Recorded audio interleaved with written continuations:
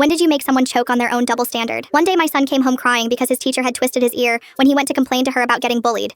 I asked him for the full story, and he continued while sobbing. Jimmy tore my math notebook again, but when I told Mrs. Brown about it, she told me it was probably my fault for making him angry. Mommy, I promise I never did anything to him. Why are they so mean to me? I remembered that Jimmy was Mrs. Brown's son and understood everything. You see, this wasn't the first time this had happened. Mrs. Brown had practically targeted my son ever since she became his teacher. The next morning, I accompanied him to the school and packed my trusty pocket knife just in case I needed it. I work as a lawyer, so I had been very patient with Mrs. Brown, but she needed to be taught a lesson. I sent her an email asking if I could do a quick 15-minute presentation in class about how her teaching methods were helping students, and she loved the idea. When I arrived, Mrs. Brown introduced me as Matt's mother, and I saw the bully, Jimmy, light up from the corner of the room thinking he was going to get recognition. Good morning, everyone. I'm Matt's mom, and as Mrs. Brown mentioned, I'm here to talk about teaching methods and how they shape us. Let's start with a quick scenario. Imagine you're sitting at your desk, quietly finishing your math assignment. Suddenly, another student rips your notebook. Naturally, you report this to your teacher, hoping they'll help. But imagine your teacher's response is, well, it's probably your fault for making them want to pick on you. I paused, seeing Jimmy smirking confidently. Now, class, does this sound fair to you? Every kid instantly went, no, it doesn't. Mrs. Brown looked like she had made a big mistake in agreeing to my request. Great, let's explore this. Who here knows what the school's anti-bullying policy says? I pulled up a digital copy of the policy on my tablet. It clearly states that students who report bullying are the good guys,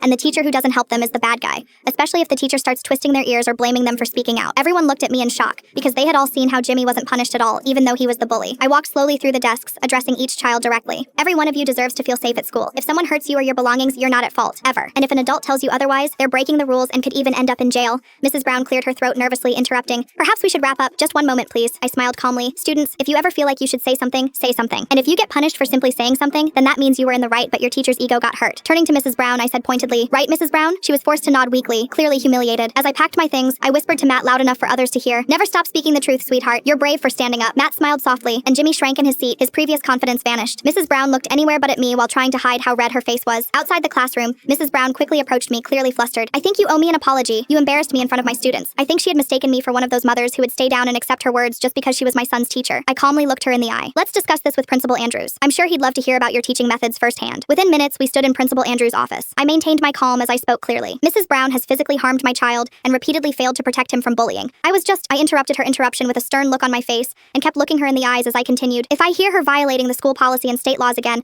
I will launch a lawsuit against the school with a number so big that you'll see it in your dreams. Principal Andrews woke up when I said that word and rushed me out the room with guarantees that this won't happen again. When the door closed, I heard him screaming at Mrs. Brown like she was an immature idiot who couldn't handle her emotions. 3 days later, I heard from my son that Mrs. Brown never returned to teach their class, so I thought she might have been reassigned. But then Principal Andrews called me and informed me with glee that her teaching license was suspended pending an investigation. We take bullying very seriously here. That's what he said, and I could tell he was still scared of the word lawsuit. He told me that regardless of what happens to her license, she will never teach at their school again because she raised her hand against a student. I thanked him for his sincerity and hoped that next time he'd take action before a parent has to get involved.